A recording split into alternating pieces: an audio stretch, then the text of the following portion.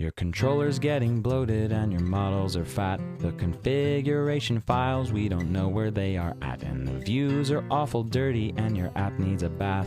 You lost all the defaults, left the golden path.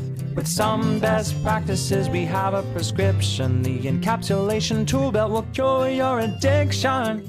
Beyond the basics of learning Rails 4, there's some patterns that you'll need to explore. My name is Carlos Souza and you're watching Rails 4 Patterns. In this level, we're going to be talking about models. When working with Rails and the Model View Controller, or MVC, you're probably used to the fact that most of the logic should go into the models. Well, let's see an example of why that is. Here, we have an items controller and a publish action. By looking at our controller, we can see the logic behind publishing an item, which involves first checking if an item is approved, then setting the publish on property with the current time, and then saving the model to the database. This is an example of a fat controller. And code like this is hard to work with. All logic related to publishing an item is exposed in the controller.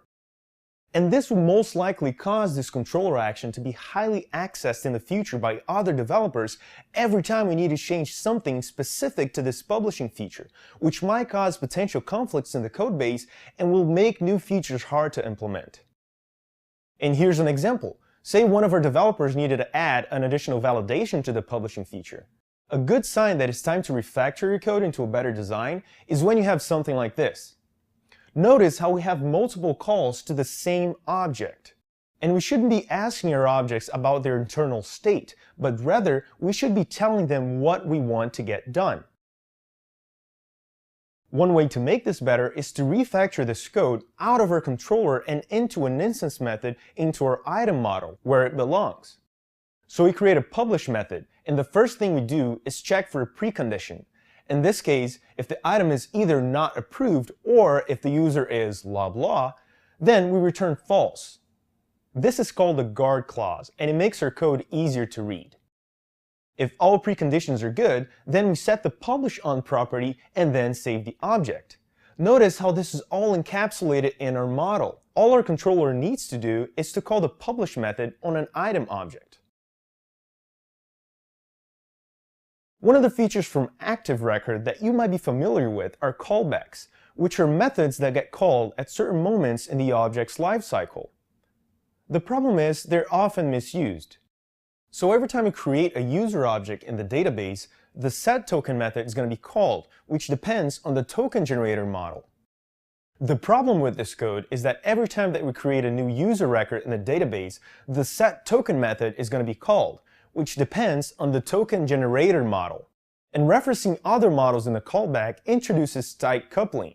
So every time that you create a test for your user model and it creates a new record in the database, it will depend on the create method from the token generator class being called, which might lead to unexpected behavior. And also, it affects the object's database lifecycle. So if that method raises an error, your object will not be saved. We can fix this by creating a new method on our user class. And let's call this method registered. You can call it pretty much anything you want. And inside this method, we're going to assign a new token using our token generator class in the create method. And then we'll save the user record. And then inside of our controller, we can simply call that register method. And this is better because the token generation is now decoupled from the object's database lifecycle. So when is it okay to use a callback then? Well, callbacks should only be used for modifying internal state of the object. Let's look at this example where we have a before create callback called setName. So what the setName method does is that it sets the name property on the user based on its login if the name is not already set. And it's also a convention to set your callback methods as protected. Notice how this callback doesn't have any external dependencies. It's all within the user model. Let's take a look at some additional code and see what it's doing. First, we grab a user from the database. Then, we call the suspend method. It looks like a clean API from the outside, but let's take a look inside of the user model. Our user has many items and has many reviews. The suspend method starts off with a transaction block. Transactions ensure that all enclosing database operations are atomic. This means that if any of the lines here fail, the database will roll back to its initial state. Then, inside of the transaction, we start by updating the user model and setting the isApproved property to false. After that, we loop through each of the user's items and set them to approved false as well. And the same thing for reviews. The problem with the suspend method is that there's too much logic clutter into a single method, which makes your code harder to read and to maintain. The first step into refactoring this code is to break it into multiple methods. Here you see we have disapproved user, disapproved items, and disapproved reviews. This is better, but it's not great. Here we have too much logic inside of a single class, which breaks the single responsibility principle. An object that controls too many other objects in the system is an empty pattern known as God object. What most people don't realize is that not all models need to be active record models. In this case, not everything involving a user needs to necessarily go into the user model. So let's create a user suspension model and pass in the user to its constructor. Then we'll create a create method, and then we'll wrap all the logic related to suspending a user inside of that method. The create method is just a regular instance method, and the user suspension class is just a plain old Ruby object, or a Poro. And the benefit of doing this is that this class is responsible for only one thing.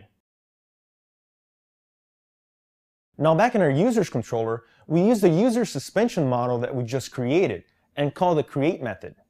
Creating new models based on new abstractions is a great way to keep your Rails application modular. Other frequent non-active record models that you might come across are models like user registration, plan subscription, credit card charge, or shopping cart. None of them have to necessarily be active record models or need to be persisted to the database. Throughout this course, we're going to be looking at a couple of patterns that we can use to improve our application's encapsulation. This means moving code from one place and putting it into another, just like we saw now. And the first tool in our encapsulation tool belt is non-active record models. You've reached the end of this level. Now, get ready to work on some challenges.